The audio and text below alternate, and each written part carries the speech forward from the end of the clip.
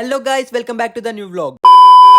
So guys, మన YouTube ఛానల్లో అయితే ఫైనల్లీ పార్ట్నర్షిప్ ప్రోగ్రామ్ అయితే వచ్చేసింది. And thank you so much for 10K in YouTube and ఇన్స్టాలో కూడా 10K కి దగ్గరలో ఉన్నాం. అందరు స్టోరీస్ చూస్తున్నారు, డిఎంస్ చేస్తున్నారు, కానీ ఫాలో కొట్టట్లేదు. మీరు ఫాలో కొడితే ఈజీగా 10K అయిపోతుంది. ఇంక ఇవాళ నుంచి సేమ్ ఎగ్జామ్స్ కాబట్టి మార్నింగ్ 5K లేసి ఫ్రెష్ అప్ అయిపోయినా. చాలా మంది డిఎం చేసిరు స్కిన్ కేర్ రొటీన్ చెప్పు, పింపుల్స్ లేకుండా ఎలా అనేసి. నేనేం స్కిన్ కేర్ రొటీన్స్ వాడను, నాకు కూడా హీట్ పింపుల్స్ అవుతాయి నార్మల్ గా. బట్ మీరు దాంట్లో గెలకకుండా వదిలేసే చాలు, వీటి డేక్తలేడని అవే వీక్తాయి. ఇంకా లైట్ గా టిఫిన్ చేసి కాలేజ్ కి స్టార్ట్ అయినా. ఈ సన్ రైజ్ లో నా డిస్టి నాకే తగ్గేటట్టుంది. ఈ కాలేజ్ లేకపోతే 10 దాకా వంతా, ఇంకా సన్ రైజ్ దాకా 1.5 వీక్ అవుతుంది. ఇంకా బస్ స్టాండ్ పోయినాక తెలిసింది ఏంటంటే బస్సెస్ బంద్ అని. ఓన్లీ ఎలక్ట్రిక్ బస్సెస్ నడుస్తున్నాయి, అవి కూడా గంట కొట్టి వస్తున్నాయి, full rush.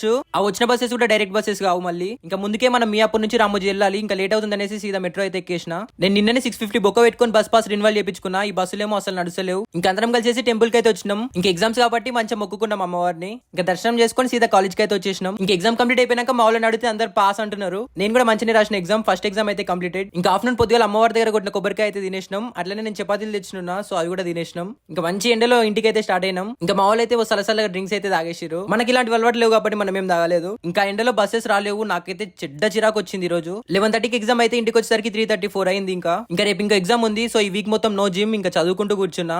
And that's it for day guys. Follow for more.